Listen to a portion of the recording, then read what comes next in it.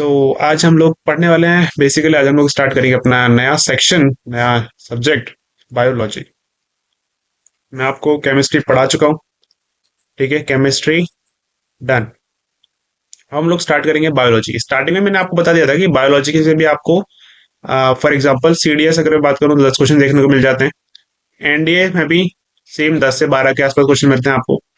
और other exams में अगर बात करूँ, जैसे कि अपना एसएससी हो गया, बैंकिंग हो गया, ठीक है, इसमें भी आपसे 2 से 3 क्वेश्चन आपको देखने को मिल जाते हैं बायो से। प्लस एफकेट है। एफकेट है, यहाँ पे भी आपको 1 से 2 क्वेश्चन देखने को मिलता है बायो में। तो बायोलॉजी काफी अपने आप में बहुत इंपॉर्टेंट और काफी इंटरेस्टिंग सब्जेक्ट है। तो इसको हम लोग कवर अप करेंगे। मैंने आपको बेस बता दिया कि बेस रहेगा अपना class 10th and 9th NCERT. ठीक है, ये हमारा बेस कवर अप करना है पहले हमें। ठीक है, पूरा इसको डिटेल में पढ़ेंगे जो इसमें दे रखा है ना।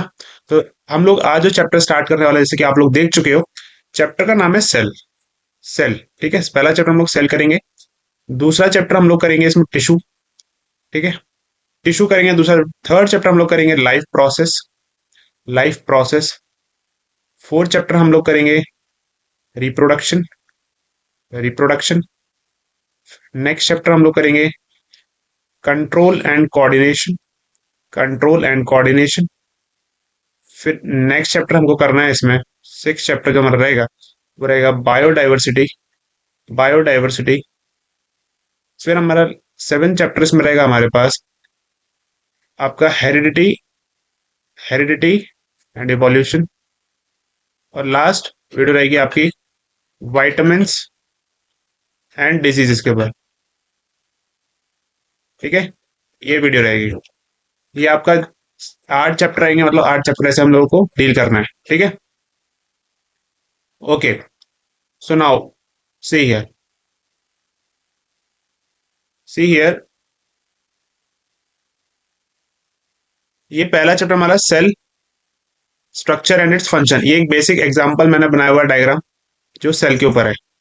जो सेल के ऊपर है, बेसिक डायग्राम में बनाया हुआ है मैंने, या ऐसे दिख रहा होगा, अभी और डिस्कस में डिटेल करेंगे,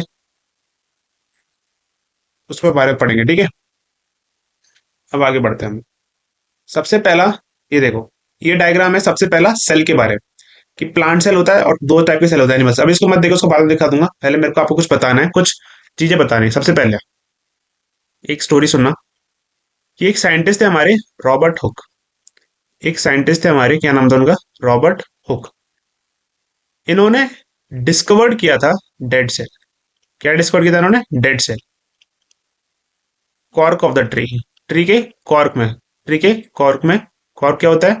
जो ट्री का मोटा वाला ऐसा होता है ना, पूरा कॉर्क, उसको कहते हैं कॉर्क ऑफ द ट्री। उसमें उन्होंने फाइंड किया था डेड सेल। तो डेड सेल डिस्कवर हो गया भाई। अब डेड सेल डिस्कवर हो गया तो हम लोग क्या स्टडी करें? डेड के ऊपर कुछ कर ही नहीं पाएंगे, तो कोई काम का नहीं होगा। लेकिन रॉबर्ट हुक ने डेड सेल डिस्कवर किया था। फिर हमारे एक साइंटिस्ट आए, एंटोनी लुइन हॉक।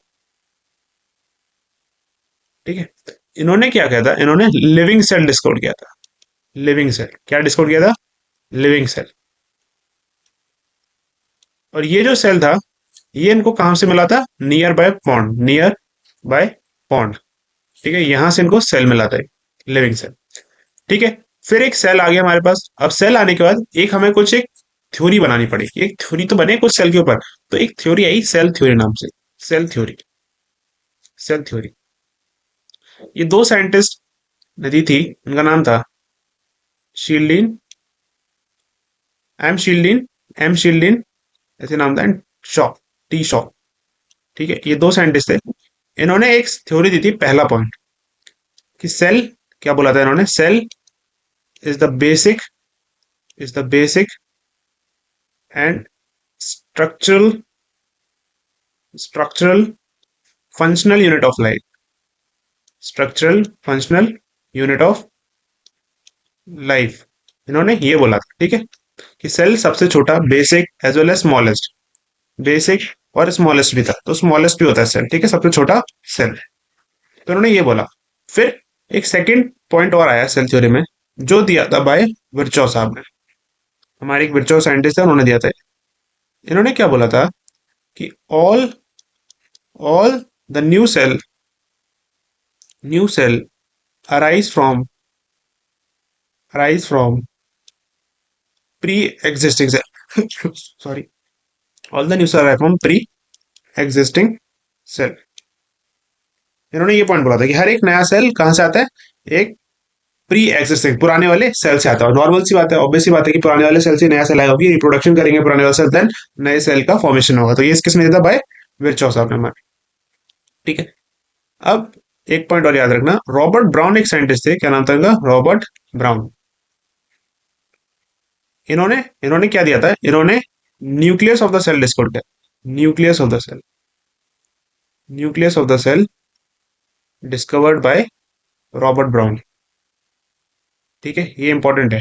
ठीक है, अब जितने भी मैंने नाम बोले, रॉबर्ट हुक में और रॉबर्ट ब्राउन में कंफ्यूज मत हो जाना। ठीक है, रॉबर्ट ब्राउन ने nucleus of the cell discover किया था, रॉबर्ट हुक ने वेरस डिस्कवर किया था डेड सेल। ठीक है, ये साइंटिस्ट जो आपको कुछ इंपॉर्टेंट याद रखना है। ठीक है, अब सेल, सबसे पहले आपको बताऊं तो बेसिकली सेल का दो टाइप होता है, एक होता है एनिमल सेल और एक होता है प्लांट सेल। ठीक है, उससे उसके अंदर भी अगर बात करें तो सर एक होता है, और मैं अगर पहले से बात करूं, एक होता है सर प्रोकैरियोटिक सेल, एक सेल होता है प्रोकैरियोटिक सेल, और एक होता है sir eukaryotic cell. Eukaryotic cell, ठीक है, ठीक है, prokaryotic cell and eukaryotic cell. अब यहाँ पे मैंने लिखा हुआ है, देखो, यहाँ पे देखो, देखो प्रोकैरियोटिक, पहले है हेडिंग प्रोकैरियोटिक, तो पहले मैंने बोला इसका साइज क्या होता है, तो प्रोकैरियोटिक सेल का साइज होता है 1 से लेके 10 माइक्रोमीटर। छोटा सेल होता है, जनरली इसका साइज होता है 1 से लेके 10, 1 माइक्रोमीटर में कितने मीटर होते हैं, 10⁻⁻⁶ होते हैं। ठीक है, सिमिलरली जो यूकैरियोटिक सेल होता है उसका साइज होता है 5 से 100, थोड़ा बड़ा होता है ना कंपेरेटिवली, प्रोकैरियोटिक सेल थोड़ा बड़ा होता है, थोड़ा छोटा होता है, 1 से 10 माइक्रोमीटर। ठीक है, साइज आपको याद रखना है। अब सेकंड पॉइंट बोला है nuclear region.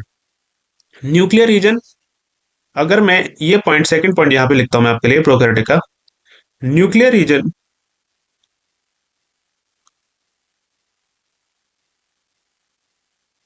Is not well defined and it is surrounded by a nuclear membrane. It is surrounded by a nuclear membrane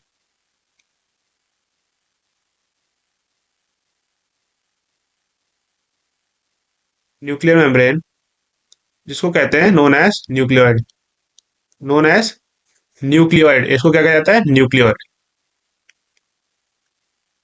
तो अगर मैं बोलूं sir nucleoid is a part of prokaryotic, yes, nucleoid is a part of prokaryotic. वहीं पे अगर हम देखें, इसका न्यूक्लियस वेल डिफाइंड होता है एंड ये भी सराउंडेड बाय न्यूक्लियर मेम्ब्रेन होता है। ठीक है, इसका न्यूक्लियस अच्छी तरीके से वेल डिफाइंड होता है, वेरस प्रोकैरियोटिक का न्यूक्लियस वेल डिफाइंड नहीं होता है। क्रोमोसोम्स, क्रोमोसोम्स के बारे में और डिस्कस करेंगे आगे, क्या होते हैं ये क्रोमोसोम्स, इनका क्या काम है, लेकिन आपको याद रखना है क्रोमोसोम प्रोकैरियोटिक में सिंगल होते हैं और एक से ज्यादा क्रोमोसोम प्रेजेंट होते हैं यूकैरियोटिक में। ठीक है, इसके पास मेम्ब्रेन बाउंड जो भी ऑर्गेनल्स होते हैं, जो भी इनके अंदर ऑर्गेनल्स होते हैं प्रोकैरियोटिक सेल, उसके अंदर मेम्ब्रेन बाउंड, मेम्ब्रेन नहीं होती है, एक्स्ट्रा कवरिंग नहीं होती, मेम्ब्रेन एब्सेंट। यहाँ पर मेम्ब्रेन प्रेजेंट होती है। ठीक है, मेम्ब्रेन प्रेजेंट। ठीक है, ये आप अपने नोट्स में इसका डिफरेंशिएशन कर लोगे। और पॉइंट क्या लिखना है, पांचवा, इसमें नहीं है यहाँ पे, आप लिखोगे फिफ्थ पॉइंट, क्या लिखोगे फिफ्थ पॉइंट, एग्जाम्पल। उस एग्जाम्पल, इसके उससे पहले यहां पर मैं लिख देता हूँ fifth point, three things, three things present in prokaryotic, ये बहुत इंपॉर्टेंट है। तीन चीजें, तीन ऑर्गेनल जो प्रोकैरियोटिक में प्रेजेंट होते हैं, उसका पहला है सेल वॉल, दूसरा है राइबोसोम्स, तीसरा है प्लाज्मा मेम्ब्रेन, प्लाज्मा मेम्ब्रेन। तो आपको याद रखना है तीनों चीज ये सिर्फ और सिर्फ, मतलब ये प्रोकैरियोटिक में प्रेजेंट होती हैं। ये नहीं कि यूकैरियोटिक में तो ये तो होती हैं सब, और भी सब होते हैं, बट ये तीन चीजें प्रोकैरियोटिक में होती हैं बस। ये तीन चीजें प्रोकैरियोटिक के अंदर होती हैं, cell wall, ribosomes and plasma membrane. और यहाँ पे तो सब कुछ होता है, every organelle is present, every organelle. ठीक है, सारे ऑर्गेनल यहाँ पे प्रेजेंट होते हैं। अब एग्जाम्पल लिख लो, प्रोकैरियोटिक का एग्जाम्पल लिख लो, एग्जाम्पल ऑफ प्रोकैरियोटिक यहाँ पे लिख रहा हूं मैं आपके लिए, कि बैक्टीरिया हो गया, आरबीसी हो गया, ब्लू ग्रीन एल्गे हो गया, ब्लू ग्रीन एल्गे, इसका मैं शायद से फोटो लगाया है मैंने, ब्लू ग्रीन एल्गे का, अभी दिखाऊंगा मैं आपको। साइनोबैक्टीरियम, जैसे हम लोग साइनोबैक्टीरियम में कहते हैं ब्लू ग्रीन एल्गे को। और एक और एग्जांपल हो गया माइकोप्लाज्मा। ठीक है, माइकोप्लाज्मा देखो, माइकोप्लाज्मा मैंने नहीं लिखा यहाँ पे, ठीक है। माइकोप्लाज्मा, क्या आपको एक इंपॉर्टेंट चीज याद रखनी है, माइकोप्लाज्मा एक ऐसा ऑर्गेनल है, सबसे पहली बात तो ये स्मॉलेस्ट ऑर्गेनल है। कैसा है? स्मॉलेस्ट ऑर्गेनल है, स्मॉलेस्ट ऑर्गेनल। और सर इसके पास खुद का सेल वॉल भी नहीं होता, cell wall absent. Sir mycoplasma के पास अपना सेल वॉल भी नहीं होता। नॉर्मली तो हम लोग ये पढ़ते हैं कि सर प्रोकैरियोट के पास सेल वॉल होता है, राइबोसोम्स होते हैं, प्लाज्मा मेम्ब्रेन भी होता है। बट माइकोप्लाज्मा एक इकलौता ऑर्गेनिज्म है प्रोकैरियोटिक जिसका पास अपना खुद का सेल वॉल भी नहीं होता। ये बात क्लियर हो गई इस पेज की सारी? ओके, ठीक है। अब आते हैं प्लांट सेल क्या होता है, एनिमल सेल है। तो ये छोटा सा डायग्राम में इसको बना भी सकते हो, लेकिन मैं अपना खुद का डायग्राम भी आगे बनाऊंगा, उसको बना सकते हो आप, ठीक है। ठीक है, आगे बढ़ते हैं। अब यहाँ पे बनाएंगे सबसे पहला सेल बनाएंगे हम लोग एनिमल सेल, और यहाँ पे बनाएंगे प्लांट सेल। ठीक है, ओके।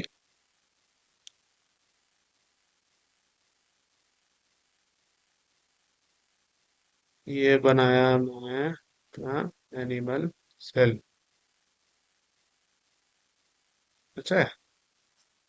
और इधर बनाया मैंने प्लांट सेल।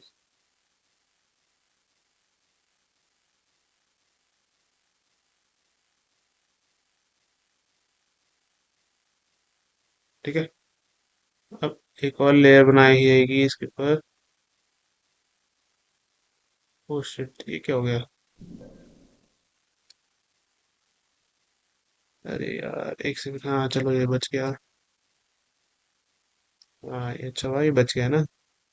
ये गया।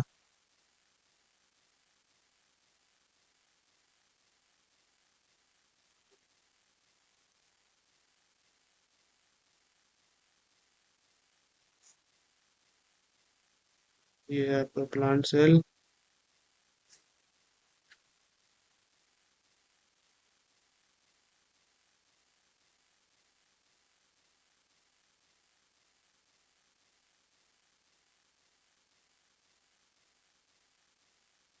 एक और लेयर होती है।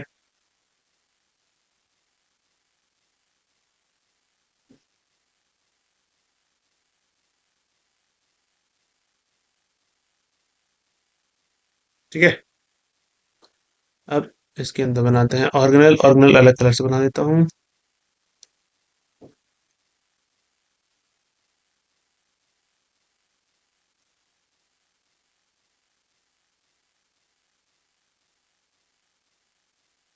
एक सेकंड।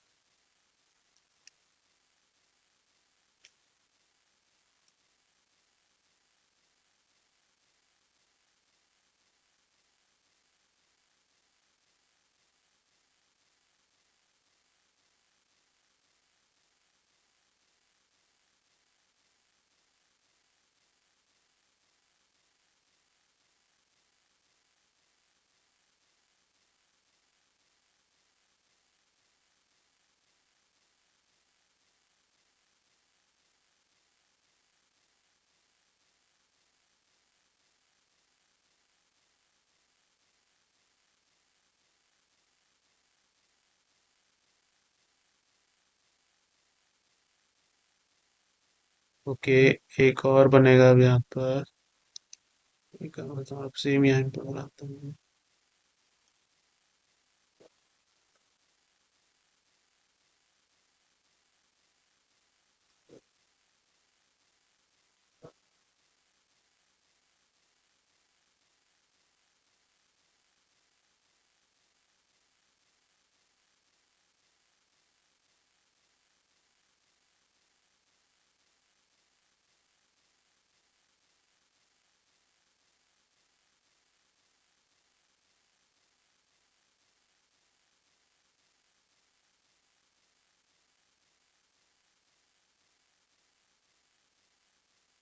इसके अंदर ये फ्लूइड लाइक सब्सटेंस बनाया मैंने, ब्लू कलर का जितना भी है ना, ये पूरा भरा हुआ है jelly like fluid like substance, same ही है। ठीक है, इसका वैसे डॉट डॉट करके बना सकते हो। फाइन। ओके, अब एक काम करेंगे, कौन सा कलर लें? ठीक है, ओके। सुनो, एक और इसमें ऑर्गेनल होता है, वो बनाना भूल गया, रुको रुको रुको रुको। ये होता है एक छोटा सा। ठीक है, ओके। अब लेते हैं इसे। फाइन। अब देखो, जो इसकी आउटर मोस्ट लेंगे ये वाले, इसको कहते हैं प्लाज्मा मेम्ब्रेन। क्या कहते हैं सर? प्लाज्मा मेम्ब्रेन, या फिर सेल मेम्ब्रेन भी कह सकते हो आप इसे। ठीक है, ये है सेल का न्यूक्लियस, इसको कहते हैं न्यूक्लियस। ये है इसके अंदर वैक्यूल, इसको क्या कहते हैं? वैक्यूल। और ये है इसका गोल्जी बॉडीज, गोल्जी बॉडीज। ये हैं इसके smooth endoplasmic reticulum, smooth endoplasmic reticulum. Similarly ये यहाँ पर भी है। और ये है इसे रफ एंडोप्लाज्म, ये है रफ एंडोप्लाज्मिक रेटिकुलम में ईआर से डिनोट करूंगा। ठीक है, ईआर, एंडोप्लाज्मिक रेटिकुलम। ठीक है, सिमिलरली ये भी गोल्जी बॉडी से। ठीक है, और इसे हम लोग कहते हैं लाइजोसोम्स। ठीक है, लाइजोसोम्स कहते हैं। और इसे क्या कहते हैं? इसे सर कहते हैं हम माइटोकॉन्ड्रिया। ये भी माइटोकॉन्ड्रिया। और ये है इसका वैक्यूल, ये है इसका वैक्यूल। और ये है प्लांट सेल में, इसे हम लोग कहते हैं प्लास्टिड। क्या कहते हैं? प्लास्टिड। और इसकी आउटर मोस्ट कवरिंग ये आपको दिखेगी, ये पहले होगी यहाँ पे सेल वॉल, फिर होगी प्लाज्मा मेम्ब्रेन।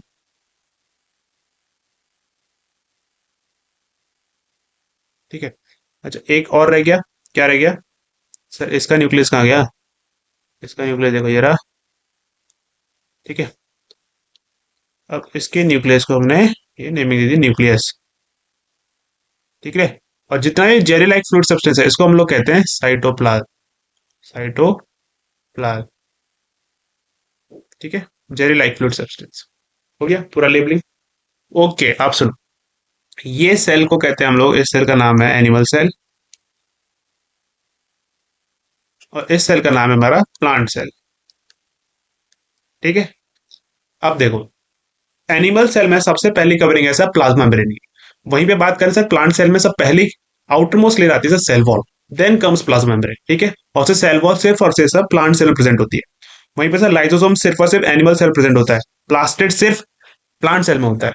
न्यूक्लियस दोनों में होता है, वैक्यूल दोनों में होता है। फर्क कितना है सर? प्लांट सेल में vacuole 90% of its volume cover up करता है, बट वैक्यूल एनिमल सेल बहुत ही कम स्पेस कवर करता है। गोल्जी बॉडीज दोनों में होती हैं, एंडोप्लाज्मिक रेटिकुलम्स दोनों में होते हैं। ठीक है, साइटोप्लाज्म दोनों में होता है, माइटोकॉन्ड्रिया दोनों में होता है। राइट, क्लियर हो गया डायग्राम? ओके, देखो ये है वो, इसे कहते हैं हम लोग माइकोप्लाज्मा। क्या कहते हैं इसे? माइकोप्लाज्मा। ऐसा दिखता है। ठीक है, और ये है ब्लू ग्रीन एल्गे। ये क्या है? ब्लू ग्रीन एल्गे, जिसे हम लोग साइनोबैक्टीरियम भी कह सकते हैं। ठीक है, हम लोगों ने ऑर्गेनल ये बना लिया डायग्राम। अब हम लोग एक एक करके इसके ऑर्गेनल्स, ये जितने भी मैंने नाम दिए इनको कहते हैं ऑर्गेनल्स। एक एक करके इसके ऑर्गेनल्स को हम लोग डिस्कस करते हुए जाएंगे थोड़ा डिटेल में। ओके, ठीक है। सबसे पहला ऑर्गेनल मैं लेता हूं प्लाज्मा मेम्ब्रेन। अरे क्या लिया हमने? Plasma membrane. Plasma membrane it is the outer most, मतलब एनिमल सेल में तो सबसे आउटर मोस्ट होती है प्लाज्मा मेम्ब्रेन। राइट, तो प्लाज्मा मेम्ब्रेन आउटर मोस्ट होती है। इसको हम लोग एक और नाम से जान सकते हैं, it is a semi permeable membrane, semi permeable membrane. ठीक है, अब सेमी परमिएबल मेम्ब्रेन का मतलब है it act as a semi permeable membrane. Basically plasma membrane का काम क्या रहता है? जब जितने भी आउटर मोस्ट फॉरेन सब्सटेंस आ रहे हैं, मटेरियल आ रहे हैं, उनको रोकना होता है सेल को अंदर घुसने से, सेल में अंदर ना घुसे, ताकि सेल को हार्म ना पहुंचाए, तो उनको रोकना होता है इसका काम। अब वहीं ये सेमी परमिएबल मतलब कुछ हद तक रोकती है, कुछ हद तक अलाउ भी कर देती है कि कोई मतलब अनवांटेड फॉरेन मटेरियल। तो it act as a semi permeable membrane. अब ये किस प्रिंसिपल पे काम करती है? It works on the principle of osmosis. ये ऑस्मोसिस प्रिंसिपल पे काम करती है। ऑस्मोसिस का मतलब क्या होता है? So the movement of water molecules from higher concentration to lower concentration. ठीक है, ये होता है ऑस्मोसिस का मतलब कि पानी का मूवमेंट कहां से higher concentration to lower concentration across a semi permeable membrane, across a semi permeable membrane, SPM. ठीक है, ये होता है principle on which plasma membrane works. अब एक इनसे एक तीन टाइप के सॉल्यूशंस हमारे सामने आते हैं। क्या आते हैं सर? आप अगर कोई भी सेल को पानी में डाल दो तो क्या क्या सॉल्यूशंस बनते हैं? तो तीन टाइप के सॉल्यूशन बनते हैं। एक होता है हाइपरटोनिक, एक होता है हाइपोटोनिक, एक होता है आइसोटोनिक। हाइपो का मतलब होता है स्वेल, हाइपर का मतलब होता है श्रिंक, आइसो का मतलब होता है नो चेंज। अब क्या होगा, फॉर एग्जाम्पल ये मेरे पास एक सराउंडिंग है, ठीक है, एक एरिया है, उसके आसपास मेरा एक सेल रखा है। इसके सराउंडिंग में when the medium of the surrounding of the cell has higher concentration, अगर यहाँ पे हायर कंसेंट्रेशन है, हायर कंसेंट्रेशन है पानी को, यहाँ पर लोअर कंसेंट्रेशन है, तो पानी कहाँ से कहाँ जाएगा sir? Higher concentration to lower concentration, मतलब सेल के अंदर घुसेगा सारा पानी। ठीक है, तो इस सेल क्या हो जाएगा सर? फूल जाएगा, स्वेल हो जाएगा। तो ये स्वेल हो जाएगा, ऐसे स्वेल हो जाता है जब बाहर का सराउंडिंग में हायर कंसेंट्रेशन हो, सेल का लोअर कंसेंट्रेशन हो। ठीक है, तो एग्जाम्पल इसका आपने देखा होगा रेजिन, जब आप किशमिश को पानी में रख देते हो तो वो स्वेल अप हो जाती है। ठीक है, हाइपोटोनिक क्या होगा, सॉरी हाइपरटोनिक क्या होगा? ये सराउंडिंग, ये सेल। अब सेल में अगर हायर कंसेंट्रेशन है और आसपास लोअर कंसेंट्रेशन है, तो पानी कहाँ से जाएगा सर? हायर से लोअर, तो सेल क्या हो जाएगा? श्रिंक। ठीक है, अब आइसोटोनिक क्या होगा? आइसोटोनिक का मतलब होगा जब दोनों जगह इक्वल कंसेंट्रेशन हो, इक्वल कंसेंट्रेशन हो। ठीक है, man medium of the surrounding of the cell is equal concentration to that of the cell also, तो उसको कहते हैं आइसोटोनिक सॉल्यूशन। उसको कहते हैं आइसोटोनिक सॉल्यूशन। ये क्लियर हो गए तीनों सॉल्यूशंस। ये इंपॉर्टेंट है, काफी ज्यादा इंपॉर्टेंट है, हर बार पूछा जाता है। ठीक है, अच्छे से करना, इंपॉर्टेंट है ये काफी। ओके, आगे बढ़ते हैं। अब डिस्कस करते हैं दूसरा cell organelle, cell wall. Cell wall, पहला point sir, present only in plant cell. Sir सिर्फ और सिर्फ प्लांट सेल में प्रेजेंट होती है। And in plant cell it is made up of cellulose. Cellulose की बन रहती है, और सेलुलोज क्या होता है सर? Complex carbohydrate. क्या होता है cellulose? Complex carbohydrate, difficult to digest, difficult to digest for humans. ठीक है, तो ये कॉम्प्लेक्स कार्बोहाइड्रेट होता है। अब कार्बोहाइड्रेट का मतलब क्या होता है? जो भी मॉलिक्यूल में कार्बन और हाइड्रोजन प्रेजेंट है तो उसको कहते हैं कार्बोहाइड्रेट। अब यहाँ पर मैं तीन ऑर्गेनिज्म के नाम लिखूंगा। बैक्टीरिया, दूसरा प्लांट, तीसरा फंगाई। हमको देखना है इन तीनों की सेल वॉल किसकी बनी रहती है। तो बैक्टीरिया की बनी रहती है सेल वॉल पेप्टिडो ग्लाइकन। किसकी बनी रहती है? पेप्टिडो ग्लाइकन, GLY सी। प्लांट में बनी रहती है सेलुलोज की, और फंगाई में बनी रहती है चितिन की या काइटिन। ठीक है, इसकी बनी रहती है सेल वॉल। ये क्लियर हो गया? ठीक है, अच्छा एक बात और यहाँ पे बता देता हूँ ऐसे ही, कि हमारी बॉडी में तो सेलुलोज होना बहुत मुश्किल है डाइजेस्ट, बट हर्बीवोरस, हर्बीवोरस जो होते हैं they easily they easily digest the cellulose. Herbivores का मतलब क्या हो गया? जितने भी काउ बफेलो होते हैं, ये इजीली डाइजेस्ट कर पाते हैं सेलुलोज को, because they have they have four stomach. ठीक है, फोर स्टमक होते हैं उनके। उनके नाम भी अगर आपको पूछे तो नाम भी आप लिख सकते हो। र्यूमन हो गया, रेटिकुलम हो गया, ओमेसम हो गया, और ओबीमेसम हो गया। ये हमारे चार स्टमक हेर्बिवोर्स में, इसलिए वो लोग इसीलिए डाइजेस्ट कर पाते हैं सेलुलोज को। आगे अब हम लोग दो ऑर्गेनल हो गया हमारे पास, प्लाज्मा मेम्ब्रेन हो गया और सेल वॉल हो गया। तीसरा पढ़ेंगे लाइसोसोम्स। तीसरा पढ़ेंगे लाइसोसोम्स, किसमें होता है? एनिमल सेल में होता है। इसका काम क्या होता है? इट इज रिस्पॉन्सिबल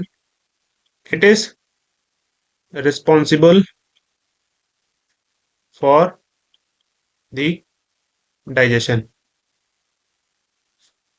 ठीक है, जो भी खाना सेल ने लिया है उसका डाइजेशन का काम करता है राइजोसोम्स।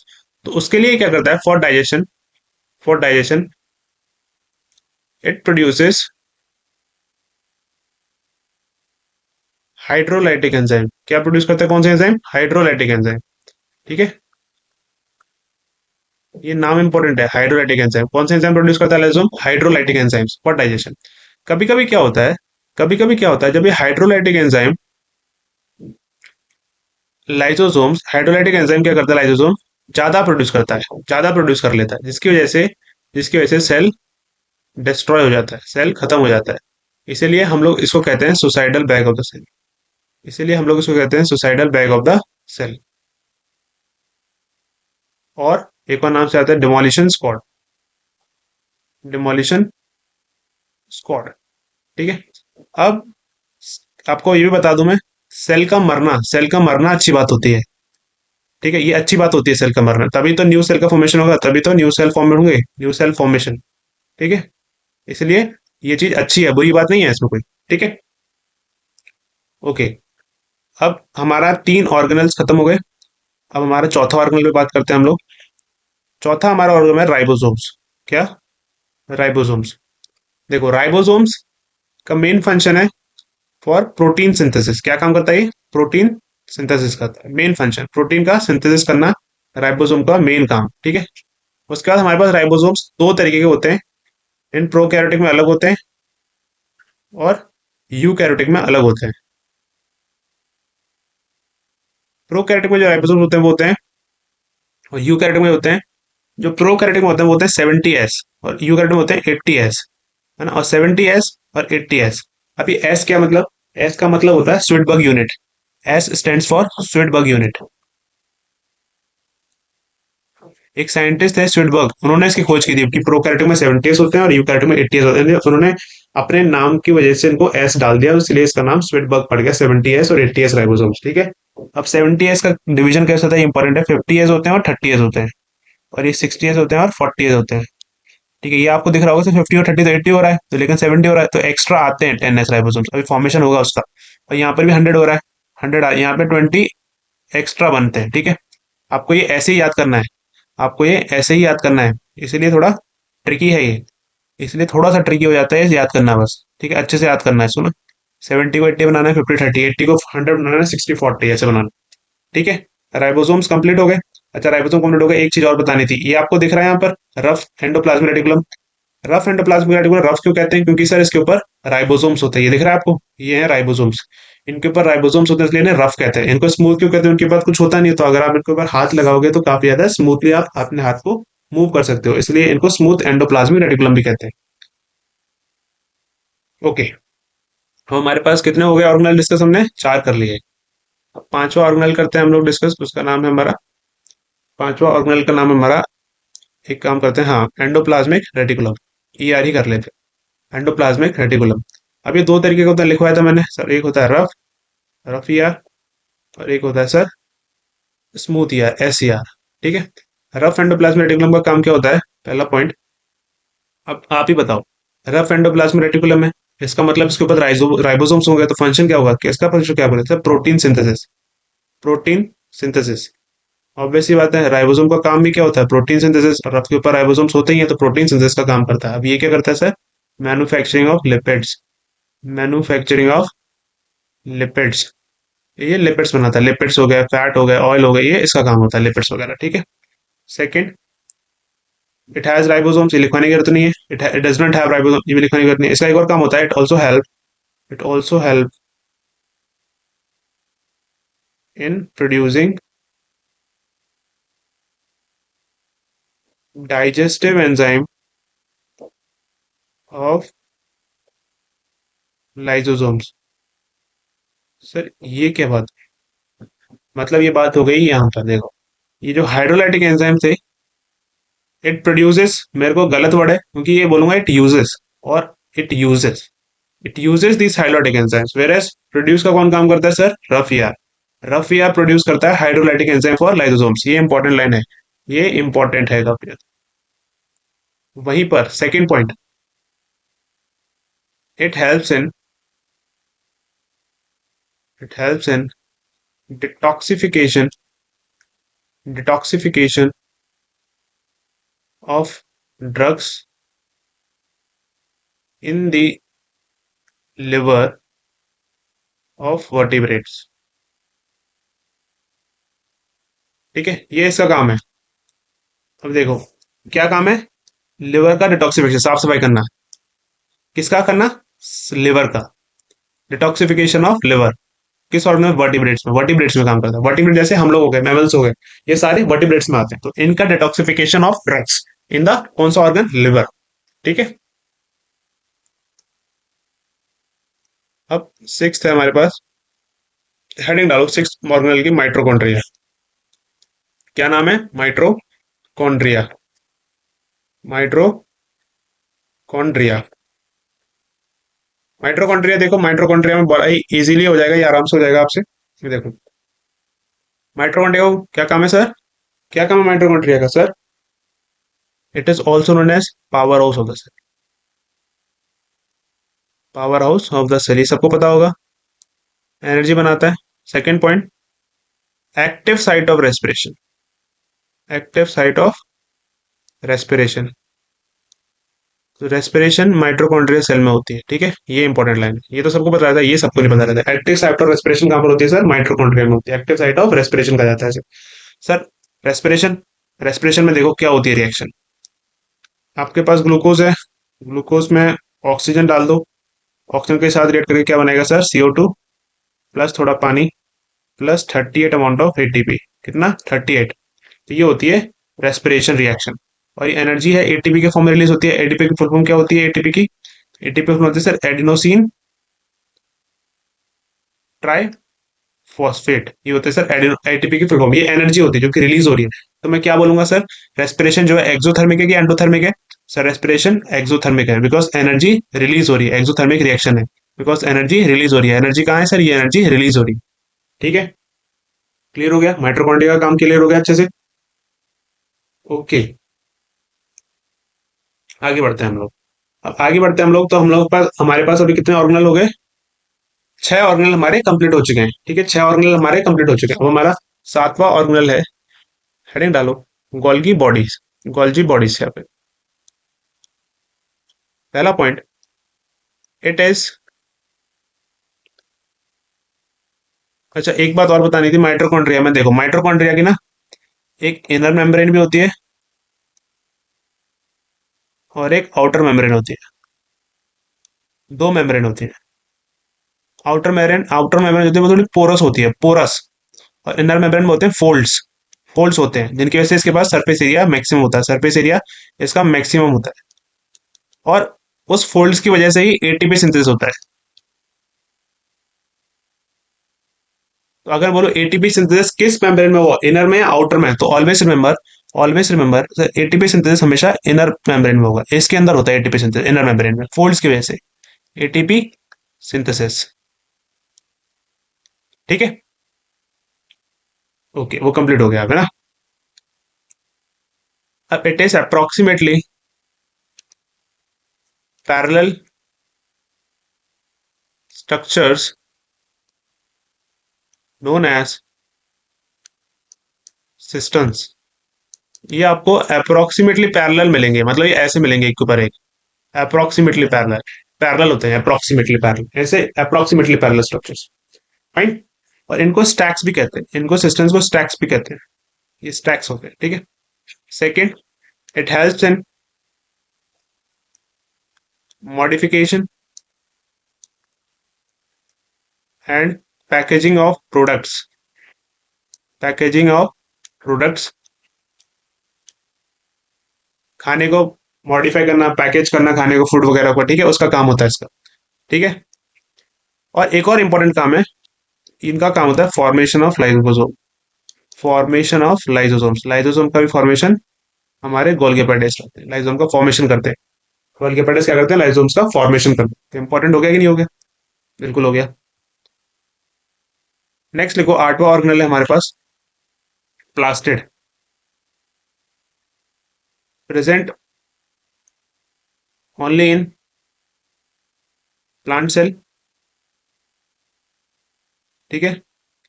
अब इसके टाइप्स होते हैं प्लास्टिड के, यहाँ पे लिख रहा हूँ। प्लास्टिड का पहला टाइप होता है chloroplast, chloroplast.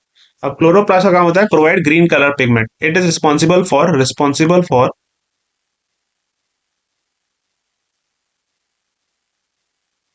Providing green colour pigment, ठीक है। दूसरा होता है हमारे पास क्रोमोप्लास्ट। ये प्रोवाइड कराता है कलरलेस, कलरलेस जो होता है ना, प्लांट कलरलेस जो होता है, ये इसका काम है, रिस्पॉन्सिबल फॉर कलरलेसनेस। कलरलेसनेस इसकी वजह से आती है, ठीक है। सॉरी सॉरी, गलत हो गया, कलरलेसनेस नहीं आती, इससे कलर्स आते हैं, क्रोमो से आते हैं कलर। वो तो ल्यूकोप्लास्ट से आते हैं ना कलरलेस, क्रोमो से आते हैं प्रोवाइड कलर, कलर प्रोवाइड कराता है, जैसे जेंथोफिल एंड कैरोटीन। ये दो इंपॉर्टेंट क्लोरोप्लास्ट हैं जो कलर देते हैं। जेंथोफिल क्या देते हैं? जेंथोफिल देते हैं येलो कलर प्लांट को, एंड कैरोटीन देते हैं red colour, reddish type colour देते हैं बेसिकली, है ना, रेड कलर। ये दोनों। अब ये तीसरा एक और होता है, आगे लिख देता हूँ, चार्ली। ए हो गया, बी हो गया, सी होता है एक ल्यूकोप्लास्ट। ल्यूकोप्लास्ट का काम है कलरलेसनेस देनी, कलरलेसनेस प्रोवाइड कराता है, कलरलेसनेस। अब ये कलरलेसनेस देता है, तो इसके फर्दर और तीन पार्ट होते हैं ल्यूकोप्लास्ट के। पहला पहला होता है if starch is present, if starch is present in leucoplast, तो उसे क्या कहेंगे? ल्यूकोप्लास्ट। दूसरा, इफ प्रोटीन इज प्रेजेंट, अगर प्रोटीन प्रेजेंट हो इन ल्यूकोप्लास्ट, तो उसे क्या कहेंगे? If fat is present, fat is present, तो उसे क्या कहेंगे? तो अगर स्टार्च प्रेजेंट है तो उसे हम लोग कहते हैं अमाइलोप्लास्ट, अमाइलोप्लास्ट। और अगर प्रोटीन प्रेजेंट तो उसे कहते हैं एल्यूरोप्लास्ट, क्या? ALURO, aleuroplast. अगर फैट प्रेजेंट है तो इलियोप्लास्ट, क्या कहते हैं? इलियोप्लास्ट। ये इंपॉर्टेंट है, ठीक है, याद रखना, ये बहुत ज्यादा इंपॉर्टेंट है, बहुत ज्यादा। नेक्स्ट, आपके कितने ऑर्गेनल हो गए? 8 हो गए। अब है नाइन्थ ऑर्गेनल। ये कौन सा ऑर्गेनल है? Ninth organelle. ये होगा हमारे पास वैक्यूल। वैक्यूल का काम है शेप प्रोवाइड कराना, स्ट्रेंथ देना, एज वेल एज एक वर्ड बोलूंगा, रिजिडिटी एंड टर्जिडिटी प्रोवाइड करना। टर्जिडिटी, टर्जिडिटी, इसकी स्पेलिंग देख लेना, रिजिडिटी एंड टर्जिडिटी प्रोवाइड कराना प्लांट को, रिजिडनेस एंड टर्जिडनेस। तो ये काम होता है वैक्यूल का, ठीक है। अब इसमें आपको एक चीज याद रखनी है, अगर अगर मैं बोलूं मेम्ब्रेन, सिंगल मेम्ब्रेन, अगर एक वर्ड बोलूं सिंगल मेम्ब्रेन वैक्यूल को क्या कहते हैं? तो इसको कहते हैं टोनोप्लास्ट। तब इसे कहेंगे टोनोप्लास्ट, अगर इसमें सिंगल मेम्ब्रेन हो। और वैक्यूल दोनों में होता है, animal cell and plant cell, but plant cell में बड़ा होता है, याद रखना। प्लांट सेल में 90%, प्लांट सेल में जो होता है 90% ऑफ इट्स वॉल्यूम कंज्यूम करता है, 90% ऑफ इट्स, प्लांट सेल में इतनी स्पेस ले लेता है। और सिंगल मेम्ब्रेन वैक्यूल कहते हैं टोनोप्लास्ट। और एक वर्ड और है, अलग से लिख लो नोट करके, a cell, a cell without a cell wall, जिस सेल के पास सेल वॉल नहीं है उसको हम लोग कहते हैं प्रोटोप्लास्ट। क्या कहते हैं? प्रोटोप्लास्ट, ठीक है। और एक टर्म होती है प्रोटोप्लाज्म, एक टर्म होती है प्रोटोप्लाज्म। ये किससे बनती है सर? ये दो चीजों से बनती है, साइटोप्लाज्म, साइटोप्लाज्म ने अभी देख लिया क्या होता है, plus nucleoplasm. Cytoplasm plus nucleoplasm gives you protoplasm. ये इंपॉर्टेंट है, ठीक है, फाइन। और एक बात और बतानी है, एक और करके लिखो। ये पूरा जो मॉडल दिया था ना, जो मैंने एनिमल से प्लांट से आपको दिखाया, पूरा जो मॉडल है, ये इसको कहते हैं हम लोग फ्लूइड मोजैक मॉडल। इसको हम लोग कहते हैं fluid mosaic model, mosaic, SSAIC, mosaic model. ये दिया था हमारा सिंगर एंड निकोलसन साहब ने। ये भी इंपॉर्टेंट है, ठीक है। हम लोगों ने सारे ऑर्गेनल्स कंप्लीट कर लिए हैं, सारे ऑर्गेनल हमने कंप्लीट कर लिए हैं, ठीक है। अब आपको क्या पढ़ना है? अब हम लोग इसमें पढ़ेंगे आगे, नेक्स्ट वीडियो में मैं ले लूंगा। सर DNA पढ़ना है, ठीक है, यहीं से कंटिन्यू करेंगे। RNA पढ़ना है, फिर सर हमको पढ़ना है types of RNA, types of RNA. फिर उसके बाद हमको पढ़ना है चौथा, हाँ sir, stages of cell cycle, stages of cell cycle, जिसमें हम लोग पढ़ेंगे हैप्लॉइड सेल क्या होते हैं, डिप्लॉइड सेल क्या होते हैं, मिटोसिस एंड मियोसिस, ये कवर अप करना है। और फिर लास्ट में एक चार्ट दूंगा, एक फ्लो चार्ट दूंगा, फ्लो चार्ट दूंगा आपको। ठीक है, फ्लो, एक सेकंड, फ्लो चार्ट। ठीक है, चैप्टर खत्म हो जाएगा फिर। ठीक है, सो आगे के लिए बेस्ट ऑफ लक। थोड़ी देर में या फिर नेक्स्ट वीडियो आपको यही मिलेगी, यहाँ से कंटिन्यू। ठीक है, ओके, सो जय Hind everyone, best of luck, पढ़ते रहो।